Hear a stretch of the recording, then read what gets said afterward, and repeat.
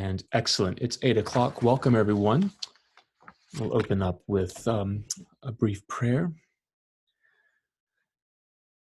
Gracious Lord, as we come to the Vesper Light, we give you thanks for the day that is past. We give you thanks for the wonderful opportunities for growth that you've given us, for the challenges. We give you thanks for the graces we have received. Help us this evening to reflect on what we've learned and how we failed. Move us to turn to you, confessing our sins and asking for your grace and mercy. And in this next hour, help us to sanctify this time, to go deeper into the story of your great love for us and inspire us to move towards you.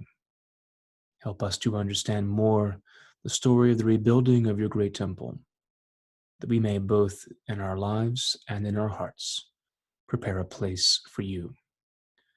We ask this through Jesus Christ our Lord. Amen. Okay, it's pop quiz time. I'm going to go easy on you, but I expect a better grade. So here we are. If you're ready, let's launch the poll and let's see how you're doing. 10 questions, and hopefully you all know now how to do it. Make sure you see all 10 and scroll down. I learned by watching the video after this recorded last time how boring it was to sit and watch me stare at the screen for 6 minutes while you take the test. So I think I have to give some audio commentary to the poor people who are watching this later. But just to review the questions, especially for those who are watching later, the first question is: Solomon's temple was destroyed in 721, 515, 70 AD, 586. Zerubbabel was a part of the first wave of exiles. Second wave wasn't a part of the exiles or one of the 12 disciples. Who was Ezra? Was he a priest, prophet, scribe, or king? What did Nehemiah build? The wall, the foundation, the altar, or the church? Cyrus was a part of what empire? Babylonian, Assyrian, Persian, or Roman? Speaking of empires, which one sacked Jerusalem and destroyed the temple? Babylonian, Assyrian, Persian, or Roman? Second temple was finished in what year? 721, 586, 515, or 70? And this prophet was a contemporary of Zerubbabel. Was it Hosea, Haggai, Hezekiah, or Hesitations? Number 9, the kingdom of Judah was made up of these tribes: Benjamin and Judah, Ephraim and Manasseh, Dan and Asher, or Levi and Naphtali. And then finally, what happened in the year 538? Nothing. Exiles allowed to return, temple was destroyed, or temple was finished. Easy questions. Some of these are a repeat from last week for two reasons. One, most people absolutely destroyed in a bad way those questions. It was horrible. So repetition is for redemption. And number two is that if you can drill these names and events and years into your head, the Old Testament starts making an awful lot more sense.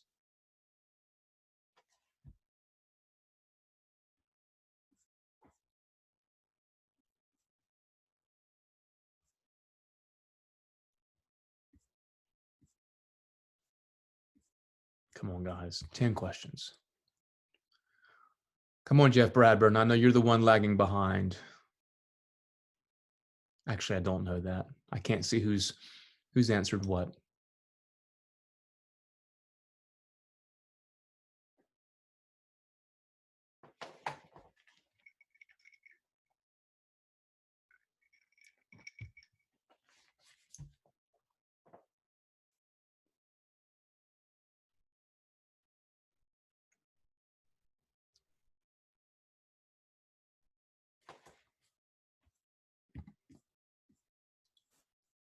While everyone is voting, I'll play some music.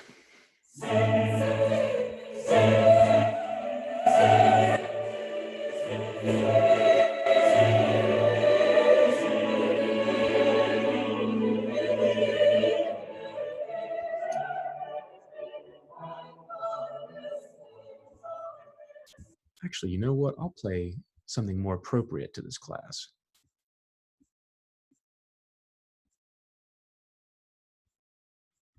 Hang on, Amy. I got something you'll like better. Let's see. Or Dwayne, whoever among the McFerrins responded. Let's do this one. This is a piece of music that references the first temple, or at least foreshadows the first temple. Zadok the Priest by Handel.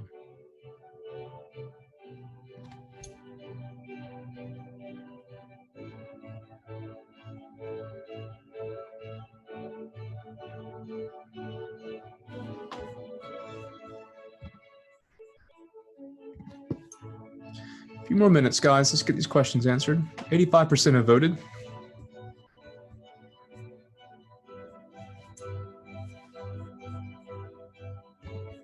This piece of music, the lyrics are pretty simple. Zadok the priest and Nathan the prophet.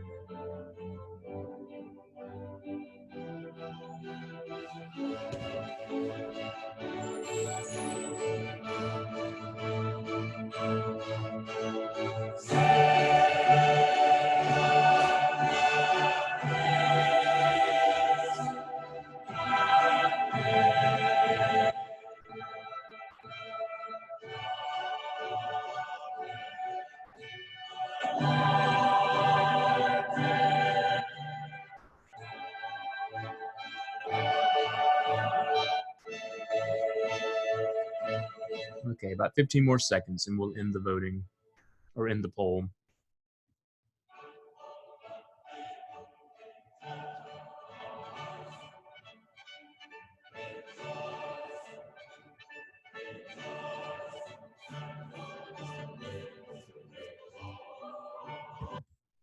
Okay, let's end the poll and see how we did.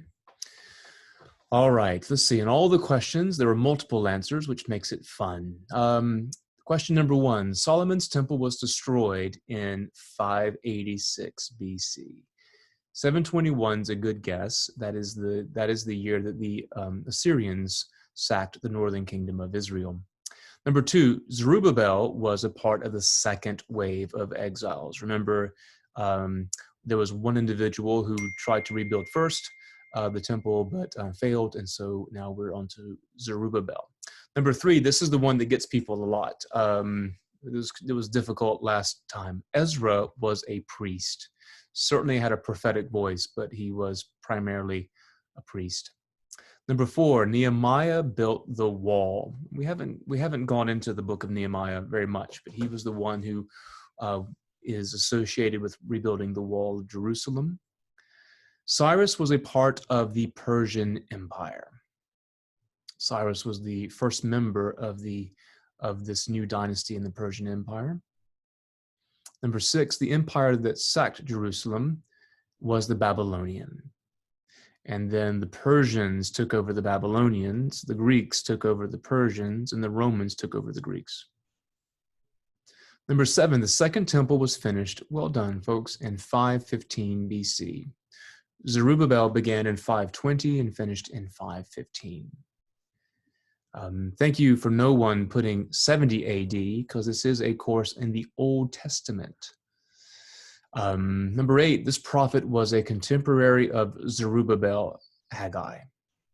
Thank you for not answering hesitations. I used to try to stump groups of people by asking them to turn to the book of second hesitations in the Old Testament, and they all looked for it. Number 9, the kingdom of Judah was made up of the tribes of Benjamin and Judah. Number 10, what happened in the year 538? Nothing. No, something did happen. It was the exiles were allowed to return. The Persians took over the Babylonians in 539, and then 1 year later, Cyrus issued his decree allowing the people to come back. So not too bad. Well done, actually. Good job. Okay, let's go into Ezra chapter 4.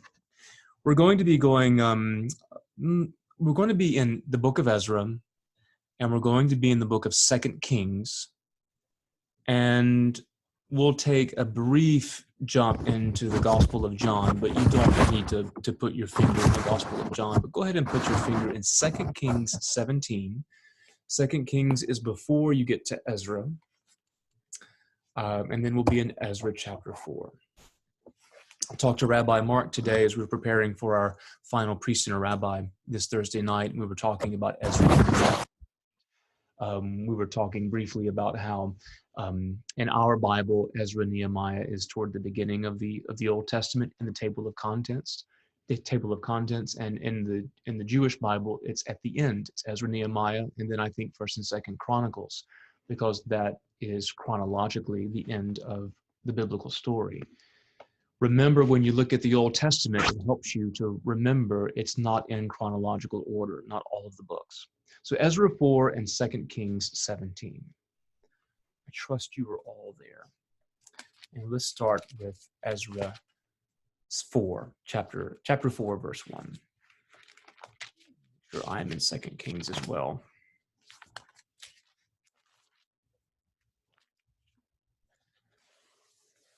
There we are. Good.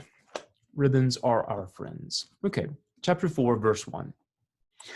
We're picking up right after we finished last time with the setting of the foundation with Zerubbabel and Jeshua the high priest. And it ends with this very enigmatic detail that those who were there, who had known the first temple, Solomon's temple, were weeping and not tears of joy. They were very sad. And we spent some time trying to sort of think about why they might have cried. Was it because the second temple was built with a different layout, were things removed from the second temple that were in the first temple? All sorts of ideas that might have changed the orientation, the theology. You change the way you pray, you change the way a person lives, you change what they believe. So is that why they were crying? And then we pick up now with verse 1 in chapter 4.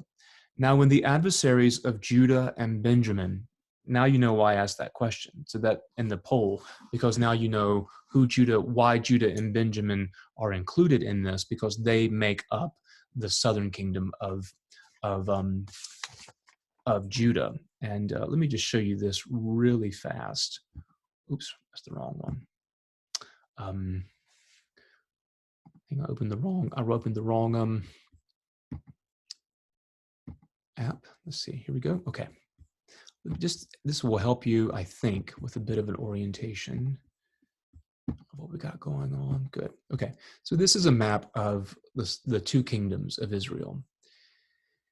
What's helpful for me is just always to remember that Jerusalem is at the north end of the southern kingdom. And so really anything that's above Jerusalem tends to be in the northern kingdom of Israel, and Jerusalem south is the southern kingdom. On the left side here, this is where the Philistines were, and all these other places that you may remember, Ammon, Moab, the Aramean tribes, they're all over here. What's complicated in the northern kingdom of Israel is it had multiple capitals. Shechem was the first capital, and then the final capital was Samaria. But now you know Jericho is in the northern kingdom, and Jerusalem is there. Now this is interesting to think about, because we're going to talk about Samaritans tonight, and we're going to call to mind the Samaritan woman in John's Gospel. You also know the parable of the Good Samaritan, and on what road did that story take place? On the road between Jerusalem and Jericho, which is an extraordinary vista to see that road between Jerusalem and Jericho. But you see, they're not too far apart, and certainly just across the border between the two kingdoms. Okay. So this whole section here of Luke, this is yellow, of this yellow block was made up of two tribes, Benjamin and Judah. We'll keep that map up as I continue to read. Now, when the adversaries of Judah and Benjamin heard that the returned exiles were building a temple to the Lord, the God of Israel, they approached Zerubbabel and the heads of fathers' houses and said to them, "Let us build with you, for we worship your God as you do, and have been sacrificing to him ever since the days." Here's a great name, looking for a new pet or a grandchild. Esarhaddon, king of Assyria, who brought us here. Now, let's just stop there. And let's just look at this as if it's a painting and try to look at all the pieces and figure out what they mean. So this is a puzzle, and let's begin to find all the pieces. First of all, we need to find out who Esarhaddon is. Esarhaddon is a king of Assyria, and we need to go back now to, well, let's look at the verse and then we'll go back to 2 Kings. So we know, this is what we know. We know that they were not deported. They were not among those who were in exile among the Babylonians, because they have been here, and they've been here sacrificing to God ever since this king of Assyria brought us here. So, all right, they're not native to Palestine, the Holy Land is a complicated phrase. They're not native to this area. They were brought into this area by the king of one of the kings of Assyria. So we know that these people were from this area up here, and they have been sacrificing to the Lord, and they worship him as Benjamin and Judah do. At least that's what they claim. Okay, so now we have that information. Now let's go a bit deeper and see where else in the Old Testament can we find any information about who these people are, because it might explain something. So what I suggest that you do, and a couple of weeks ago I gave a couple of videos on finding a Bible and finding a critical edition of a Bible, but also finding a Bible that has decent study notes. I kind of prefer people don't buy a Bible that has too much commentary in it, because what happens is, if you have a lot of commentary at the bottom of your Bible, you won't think for yourself. You'll just see a verse that may be complicated. You don't fully understand it. So your natural inclination is to go to the bottom of the page and let it give you the answer, instead of wrestling with it and thinking for yourself and wondering, okay, who are these people? When you're reading this on your own and you see Esarhaddon, Google Esarhaddon. Who is this person? What year did he live? What years did he live? What kingdom? What was going on? You can find out an awful lot about that. But maybe in your footnote at the bottom, it will tell you to go to 2 Kings chapter 17, verse 24. So now flip back to 2 Kings chapter 17, verse 24.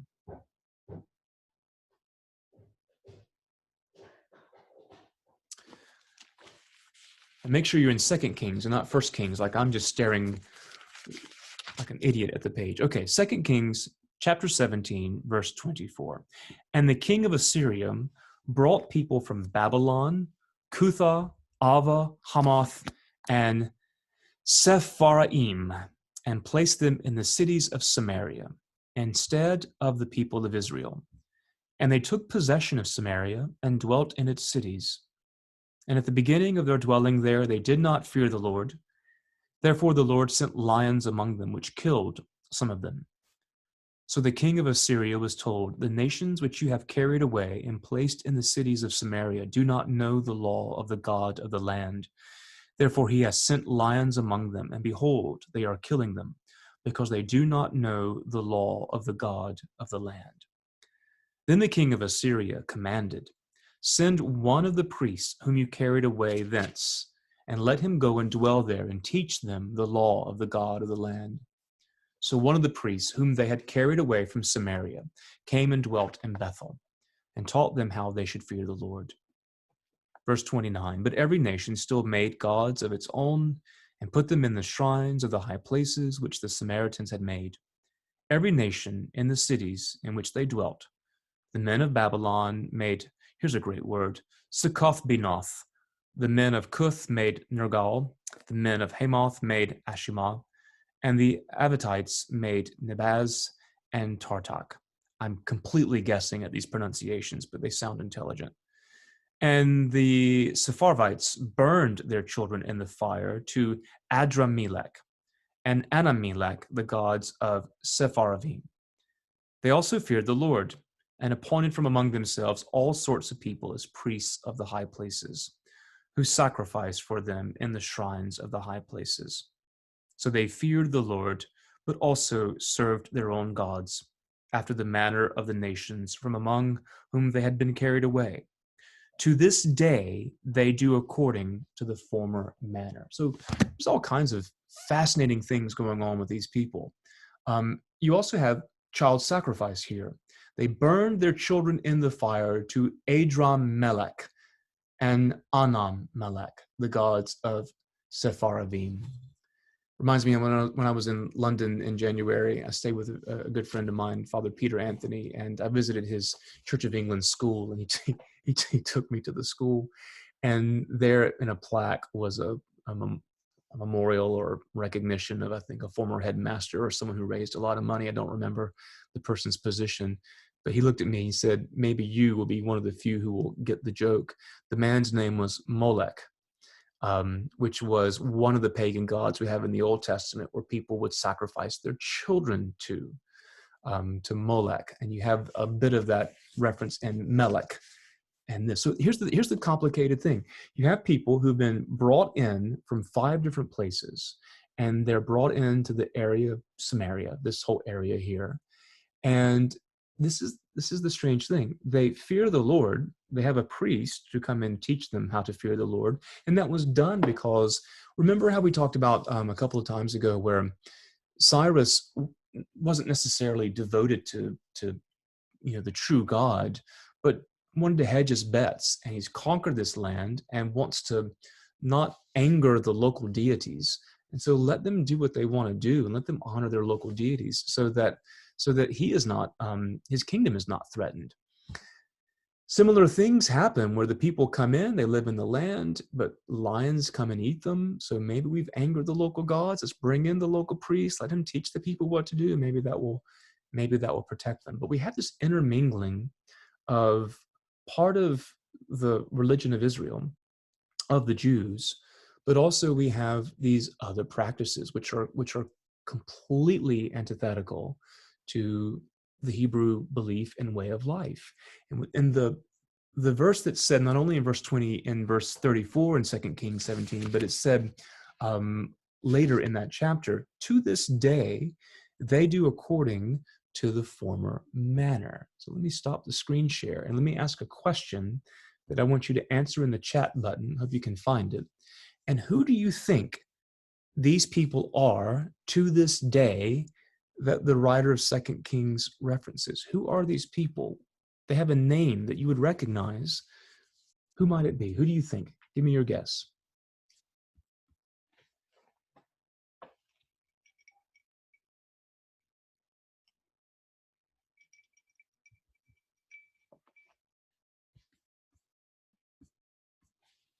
Don't all type at once. I can't read them all when you type at once.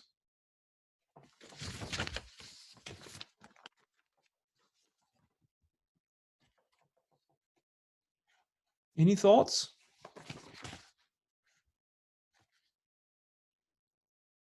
Is this thing on?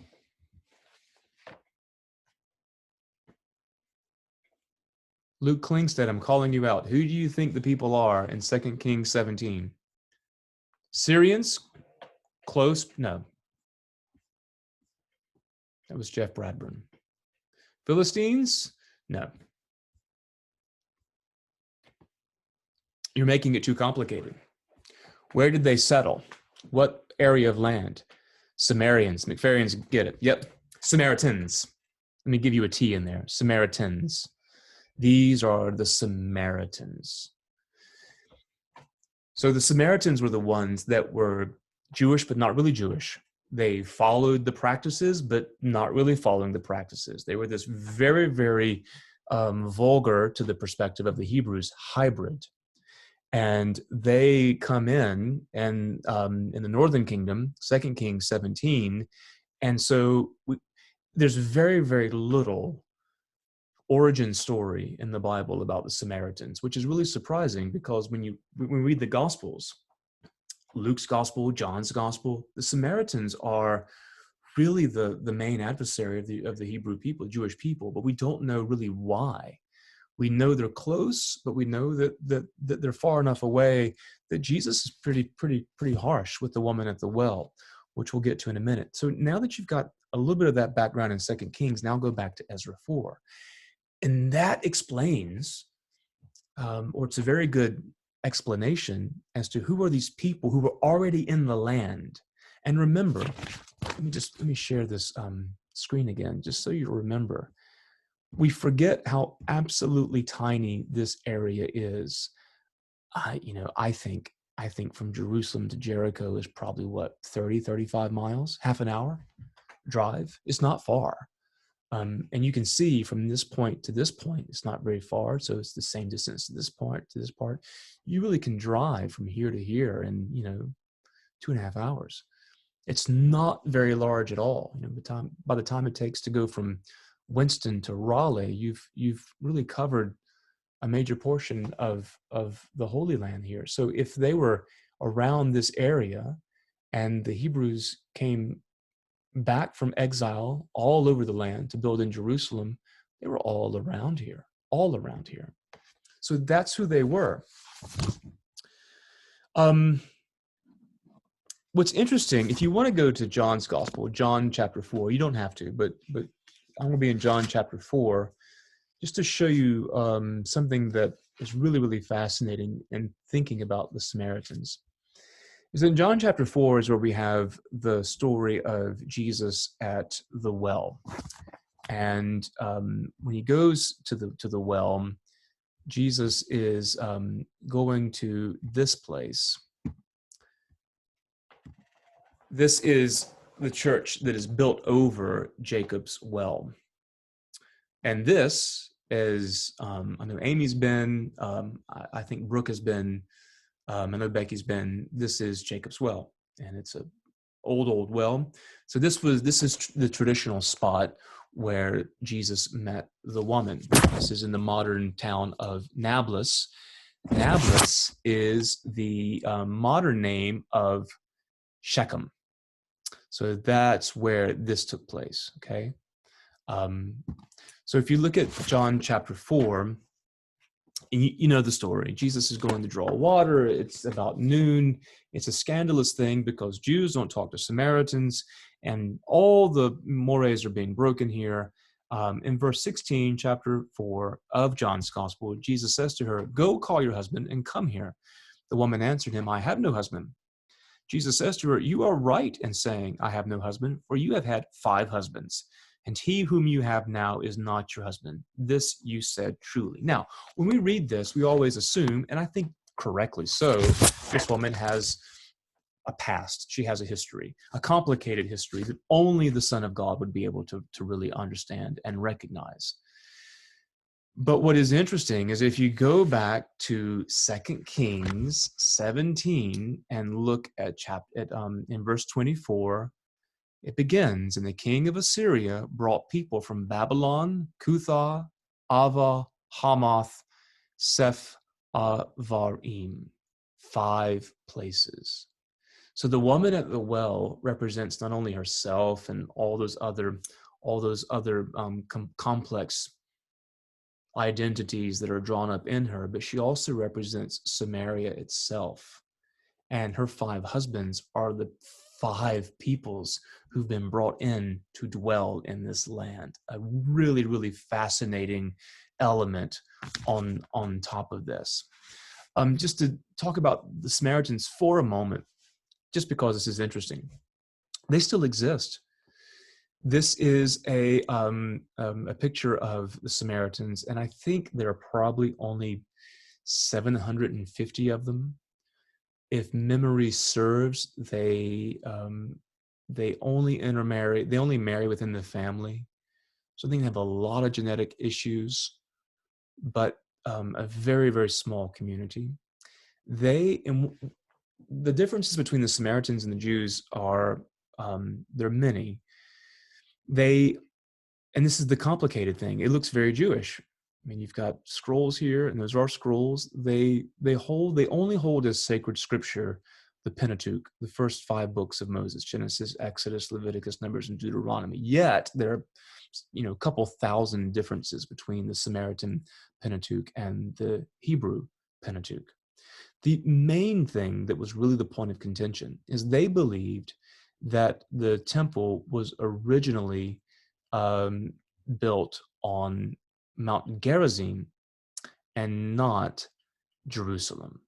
They thought Mount Gerizim is where you were to offer sacrifice, whereas, as we all know, the Jews believed that where that happened was in Jerusalem. And so don't forget, one of the reasons why Jerusalem, or one of the events that we forget that tradition has taking place at the Temple Mount, is the sacrifice of Isaac.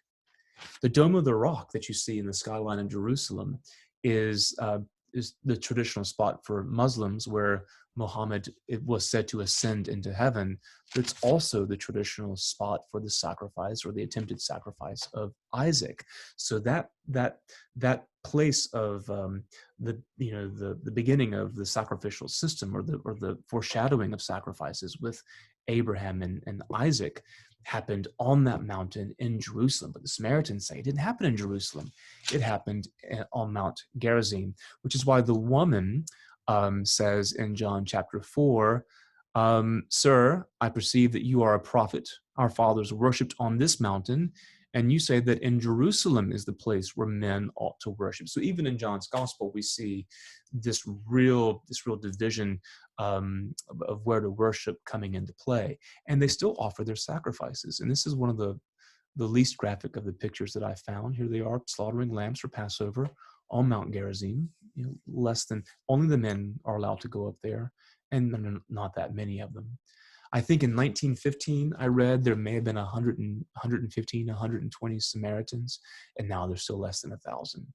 It's really remarkable that they're able to continue. And they exist in this town, Nablus, which is, as I said, biblical Shechem. Okay. All right. Now that you've got the background, all of that in Ezra 4:1 and verse 2, this explains somewhat why, when they come up and say, and you can sort of see the tension building here, "Let us build with you, for we worship your God as you do." Well, but not really. "And we've been sacrificing to him ever since the days of Esarhaddon, king of Assyria, who brought us here, but not in Jerusalem, at Mount Gerizim and Samaria," in the northern kingdom. "But Zerubbabel, Jeshua, and the rest of the heads of the fathers' houses in Israel said to them, 'You have nothing to do with us in building a house to our God, but we alone will build to the Lord, the God of Israel, as King Cyrus, the king of Persia, had commanded us.'" Now, all of that 15 minutes of giving you that background to 2 Kings and John 4 and the history of the Samaritans and all that is to give us some ammunition to sort of shoot against the immediate critique of Ezra, which is saying that it is a book of exclusion and xenophobia.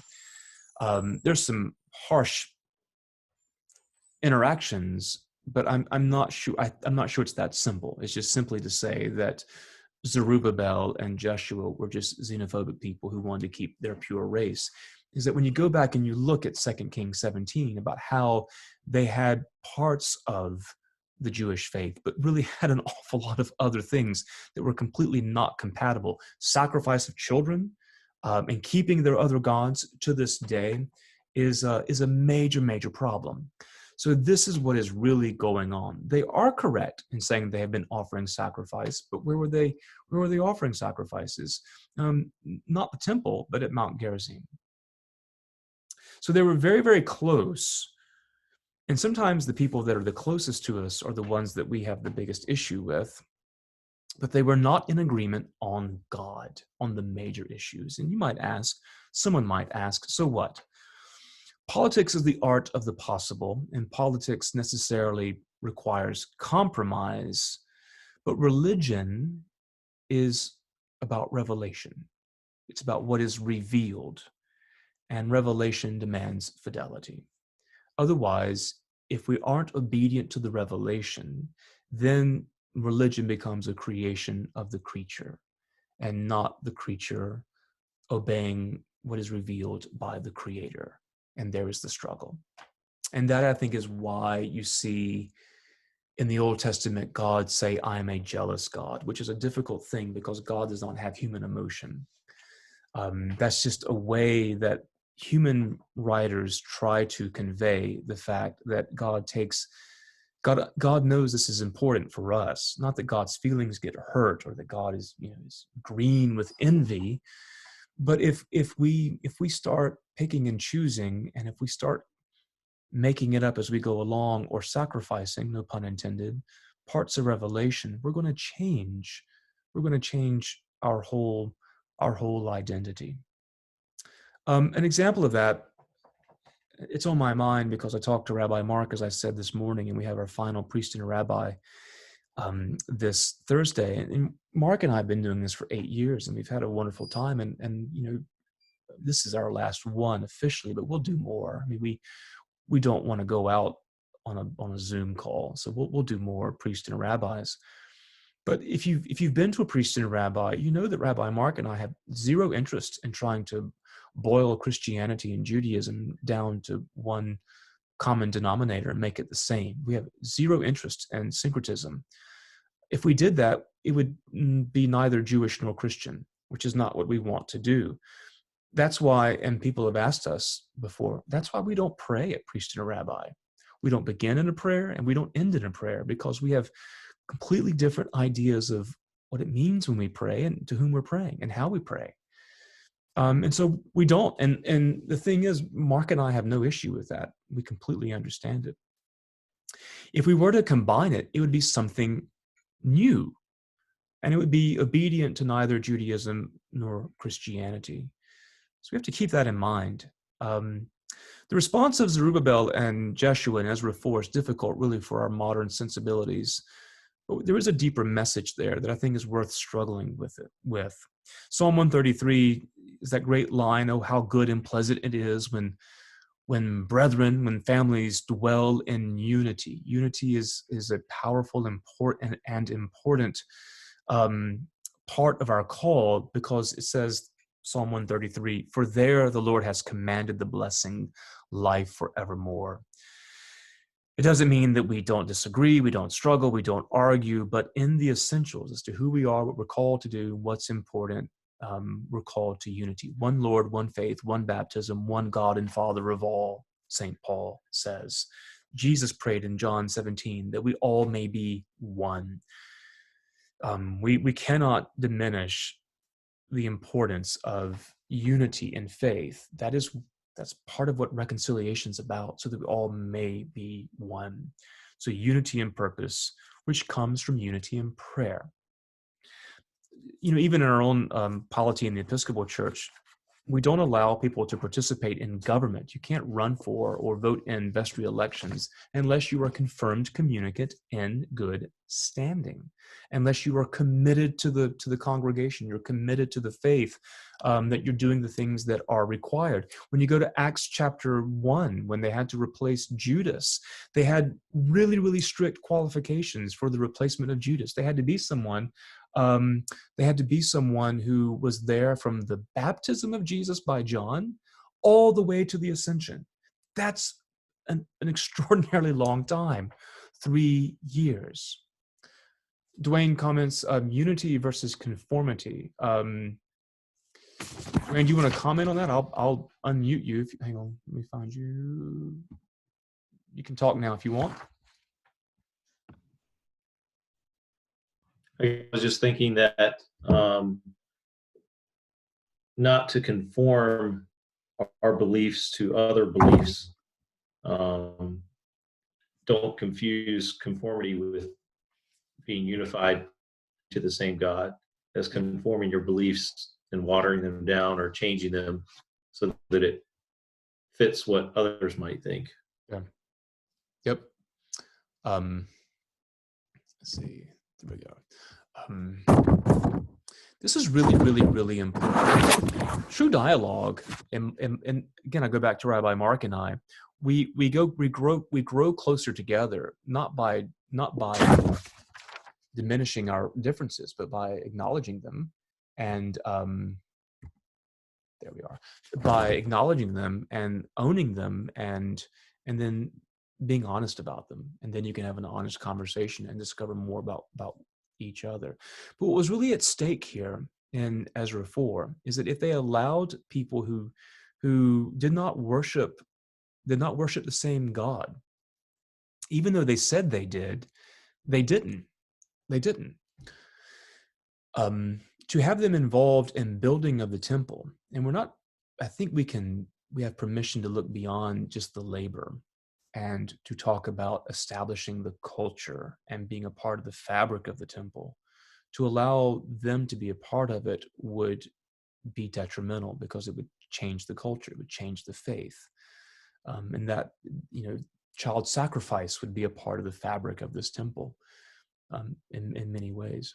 So what was the response when Zerubbabel and Jeshua said, absolutely not? So for the next couple of chapters, the Samaritans did three things over a period of many years. And I think this is a really fascinating response that rings true in 2020. If you look at verse 4, the people of the land, meaning the Samaritans, discouraged the people of Judah and made them afraid to build. They hired counselors against them to frustrate their purpose all the days of Cyrus, king of Persia, even until the reign of Darius, king of Persia. And those are two things they did. The first thing they did was they gossiped. They tried to sabotage from within, going to the people of Judah and made them afraid to build. Intimidation, gossip, sowing dissension.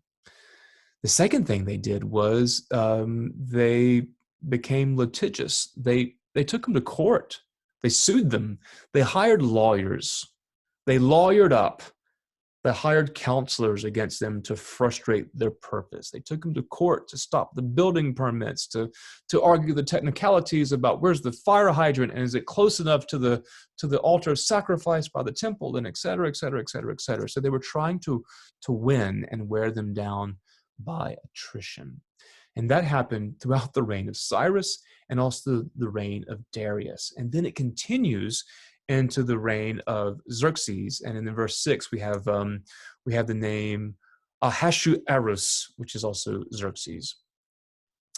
I'm killing these Persian names, absolutely destroying them. And in the reign of Xerxes, in the beginning of his reign, they wrote an accusation against the inhabitants of Judah and Jerusalem. So the third thing they did was petition to secular authorities, sort of a scorched earth policy. And we're going to see that what happens in the following king. So we have four different kings this is going on, Persian kings: Cyrus, Darius, Xerxes, and Artaxerxes. Now, there are more kings than that between Cyrus and Artaxerxes. Google Persian Empire, and you can see the list if you want to. The point is, it happened over a period of a long time. They were not easily discouraged. These were antagonists of the first degree. And in the days of Artaxerxes, three men and their associates wrote to the king, and I'm not going to go and read all the verses, but basically what they said was, I know that you don't know this land. This is a new the province is called the province beyond the river. That was I have to assume that's the Jordan River. So again, if I were to just to help with your geography here, where's my share button? There it is. This is the Jordan River right here. And the Jordan River feeds into the Dead Sea. Okay. And Galilee is up here somewhere. This is the Jordan River. So this is the province beyond the river. So they were writing Artaxerxes and said, I know you don't know this place, and why would you? It's a backwater province. Who cares about it? But go and look into your records and see all that the people who've gone before you and the records they inherited, how completely rebellious the people of Jerusalem have been, and how they won't pay your tax, they won't pay your royal tribute, they won't do anything you want them to do. They're trying to rebuild their city, they're trying to rebuild their temple. If you know what's good for you, stop them now, because they're going to be a headache from here on out. Well, Artaxerxes doesn't know anything about these people, so he says, you know what? He looks in his archive and says, finds a province beyond the river. Oh my gosh, they're right. They are rebellious. They are problematic, and says, yes, stop building the temple. Stop building everything. And then later go and look at what Cyrus said. So now you have this legal battle and letter writing campaign. And so now, oh, I do see where Cyrus said you can. So keep going. The point is, in and for several chapters in Ezra, these were the things that happened: gossip, trying to take it down from within, um, the legal route, trying to win by attrition, by wear them down in secular courts, but then by going to secular authorities and trying to stop the whole enterprise. Now we see the true colors of what the Samaritans were about. They didn't care about building the temple. They didn't care really about being a part of building the temple.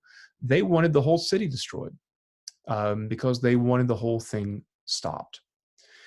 I think that's an interesting commentary on, for whatever reason, people who are opposed to what we as people of faith, we as people, when we're trying to do what is right and just and follow our path, these are kind of the routes that people will take. Start out by gossip, dissension, starting with people close to us, a legal route, suing, and then when that doesn't work, scorched earth, go to a secular authority.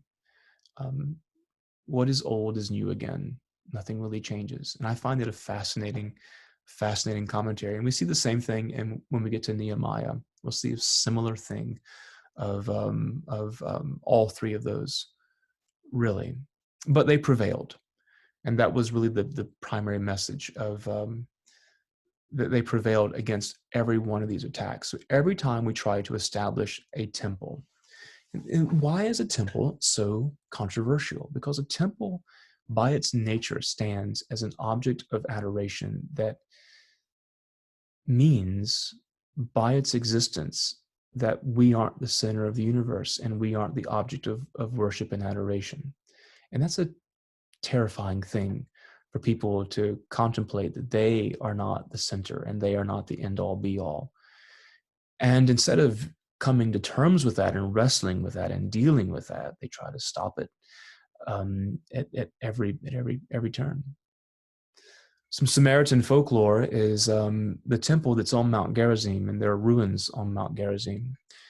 As I showed you that photo of the sacrificial lambs, there is no elaborate temple structure. The tradition is that once they were not allowed to be a part of building the temple in Ezra 4, they went 30 miles up the road and built their own temple at Mount Gerizim, which was destroyed a couple hundred years later. It didn't last very long. But really, really interesting stuff, I think, of the origin story of the Samaritans, which explains an awful lot about the Good Samaritan parable, and John 4 at the well. Also, I think it's a really fascinating look at human nature as to what our instincts are, and trying to stop trying to stop worship, really, because it threatens our own self-adoration. Okay, it's 8:49. Let me pause there, see if you have any questions or anything I wasn't clear on. If you have them, write them in the chat button.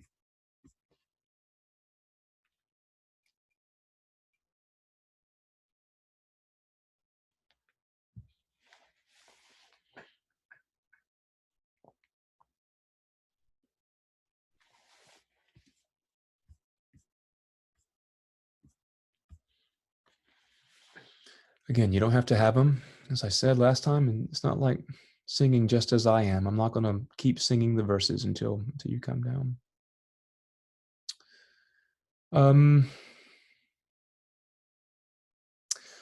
Brooke, I'm not sure what to tell you on scrolling the quiz down. I'm sorry. If it's an iPad, you may have to use 2 fingers to scroll it down. I don't know. Luke, does the rebuilding of the temple redefine Jewish identity? How is that morphed in during the exile? Those who exiled, those who left.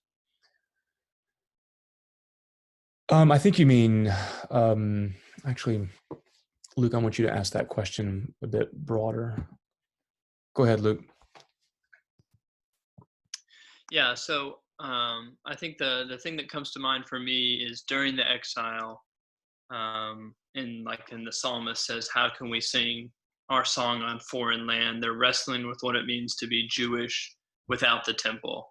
And so then now as it gets rebuilt, how does this identity formation continue with the rebuilding of the temple? How has it changed? And especially like with what Ezra is trying to do, trying to distinctly define who is Jewish and how do we continue this? Yeah.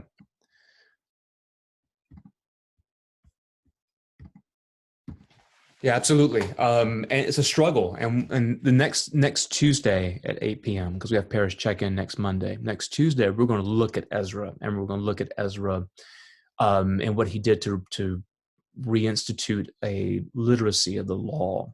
Complete challenge in doing so. And some biblical scholars would argue,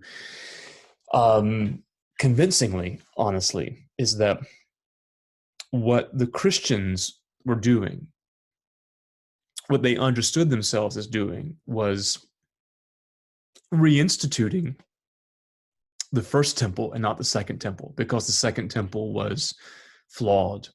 From that very, very subtle reference at the end of chapter 3, that something was off with the temple.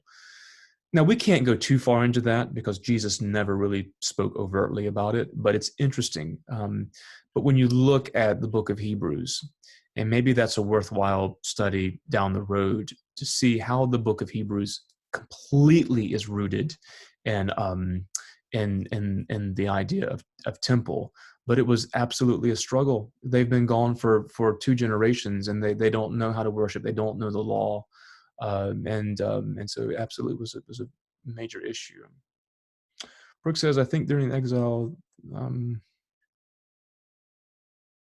the thing about and Rabbi Mark and I were talking about this, Brooke. Brooke says, I think that the exile taught the Jews that Judaism can survive anything. You can be Jewish without the temple, so that they are prepared for the most 70 diaspora, along with the rise of the synagogue and the rabbis.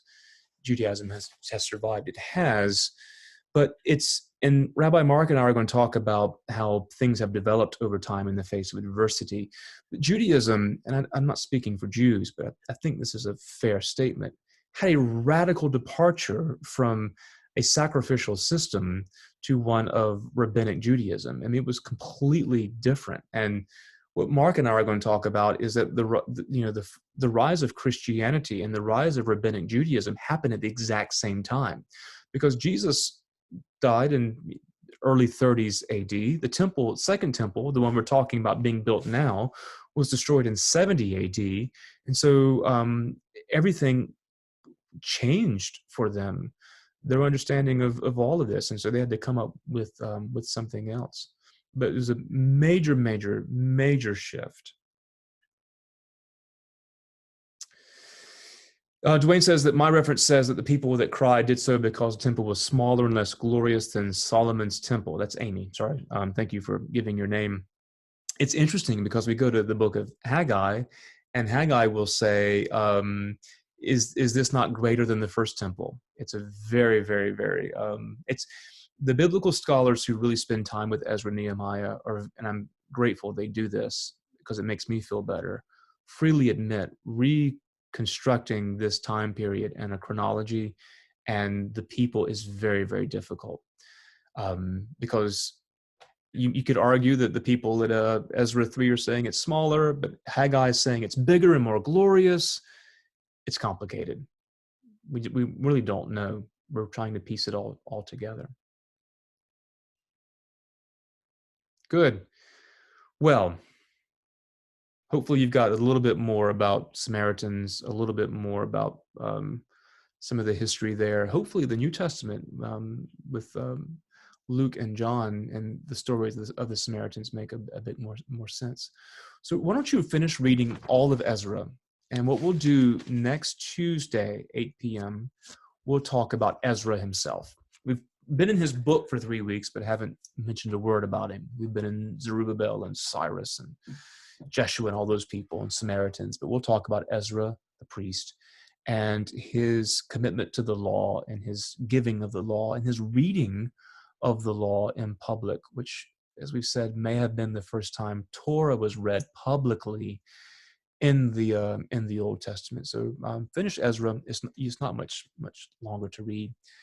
Tuesday, 8 p.m. So thank you all. I'll stop recording and I'll put this on YouTube. So if you need sleep aids during this corona tide and you can't sleep, you can just replay my voice. And I'm sure that once I get into my third sentence, you'll be out like a light. Thank you so much and see you soon.